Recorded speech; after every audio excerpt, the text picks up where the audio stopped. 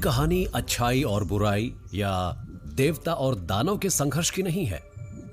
ये तो है एक शिकारी और उसके शिकार की। इस मामले में शिकारी है छोटे आकार का और ये अपने शिकार के अंदर इंक्यूबेट करता रहा है।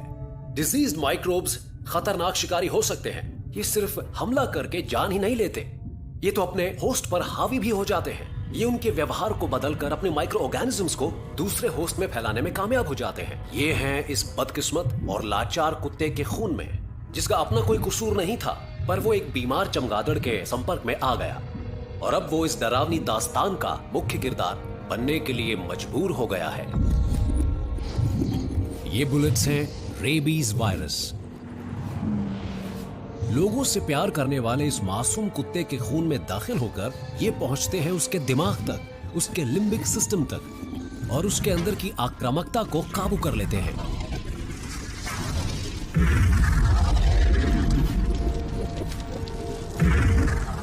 नर्व सेल्स पर हमला करके ये रेबीज वायरस इस बेचारे जीव को बदल देते हैं एक ऐसे गुस्सैल जानवर में जिसमें ना वफादारी बची है और ना ही प्यार। रैबिट के संपर्क में आए जानवरों में डर नहीं रहता।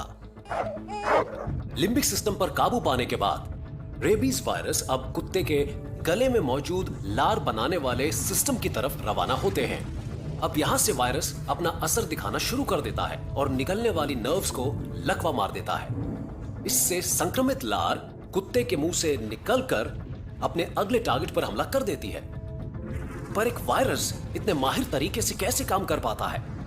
वो ये कैसे जान पाता है कि दूसरे जानवर के दिमाग में गुस्से वाला हिस्सा कौन सा है? हमें भी इसके बारे में जो जानकारी मिली है वो हाल ही में मिली है। तो ये कुदरत के विकास करने की ताकत है प्राकृतिक तरीके से।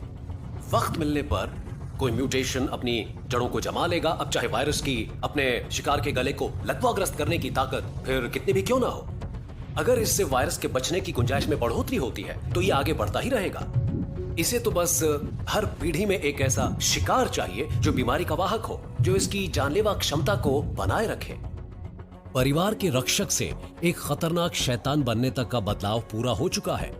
कुत्ता गुस्से में है, हालांकि इसे उसकी वजह नहीं मालूम। पीछे हट। अपने अंदर मौजूद वायरस के गुलाम के तौर पर ये खुद को हमला करने से रोक नहीं पाता। अगर हमला कामयाब रहा तो वायरस कुत्ते की लार से शिकार के शरीर में किसी कटाव के जरिए पहुंच जाएगा और फिर वो इस नए शिकार पर कब्जा जमाना शुरू कर देगा।